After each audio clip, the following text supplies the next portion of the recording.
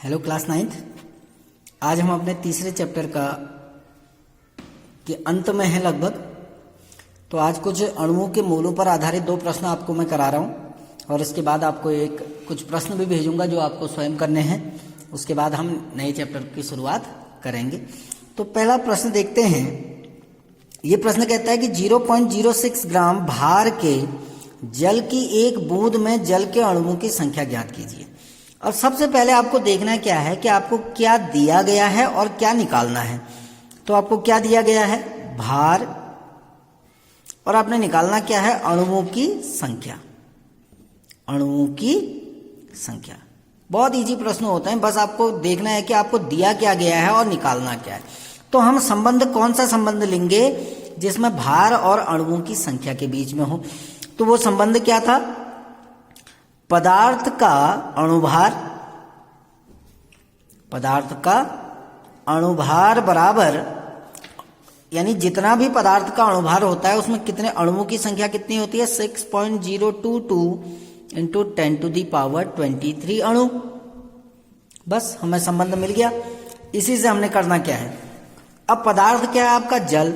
तो सबसे पहले हम क्या करेंगे? जल का अणुभार निकालेंगे। जल का अणुभार। अब जल का सूत्र क्या होता है? H2O होता है ना। तो इसमें कितने हाइड्रोजन के परमाणु हैं? 2। तो 2 गुणा हाइड्रोजन का भार धन ऑक्सीजन का भार। ये तो है, हाइड्रोजन के 2 परमाणु है तो 2 गुणा H का भार धन O का भार। तो 2 गुणा H का भार 1 होता है, O का भार 16 होता है। तो 16, 2 और 18 ग्राम, यानी जल का अणुभार कितना हो गया? 18 ग्राम। तो हम क्या कहेंगे कि इसी फॉर्मूले पे लगा रहा हूं, देखो ये वाला मैं कह रहा हूं 18 ग्राम जल में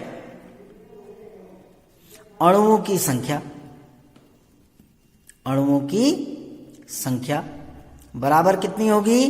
इतनी संख्या 6.022 इंटू 10⁻23। ये तो हमें पहले से पता है, लेकिन हमारे पास कितना जल है? 0.06, इसलिए 0.06 ग्राम जल में अणुओं की संख्या। तो कैसे निकलेगा? 6.022 इंटू 10⁻23 डिवाइडेड बाई 18 इंटू 0.06। अब हम क्या करेंगे? देखो इसको 6.022 इंटू 10⁻23, इसको हम क्या लिख सकते हैं? 6 गुणा 10 की घात ऋण 2। ये ध्यान रखना, 0.2 अंक किसका? तो 10 की घात ऋण 2 आ गया, डिवाइडेड बाय 18। अब 6 से 18 कितनी बार कटता है? 3 बार।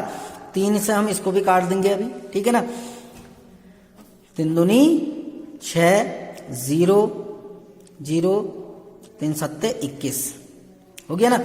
अब ये 23, ये धन 23 है, ये ऋण 2 है, 23 में 2 गया 21, तो ये आएगा 2.007 गुणा 10 की घात ऋण 21, सॉरी धन 21। तो कितनी आ गई? अणुओं की संख्या क्या आई?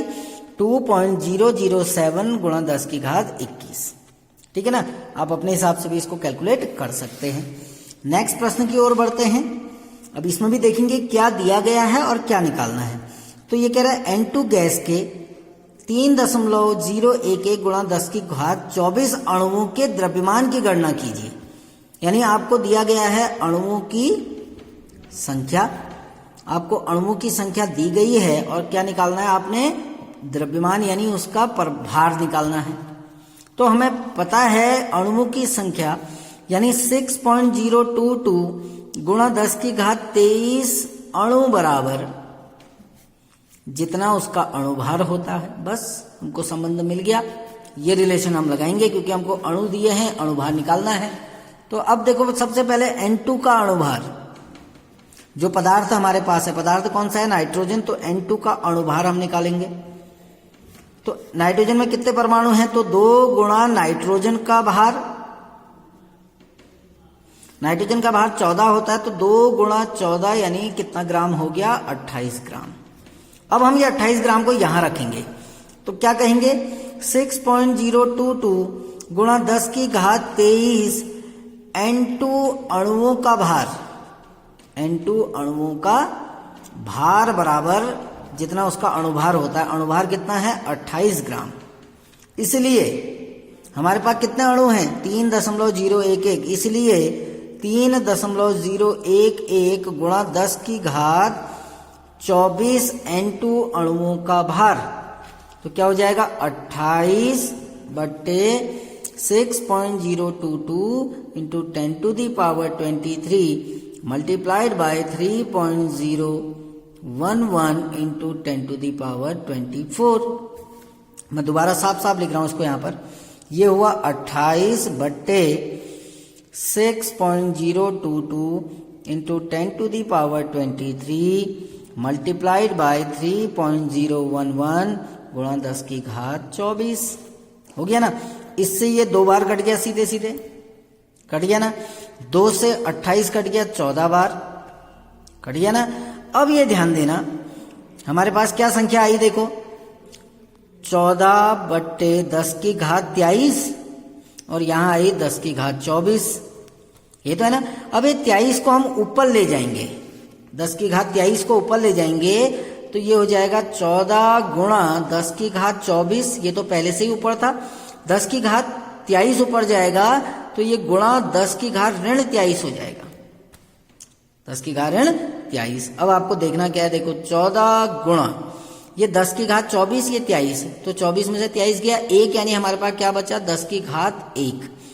10 की घात 1 का मतलब 10 होता है, तो 14 को 10 से गुणा करोगे तो कितना ग्राम आ जाएगा 140 ग्राम।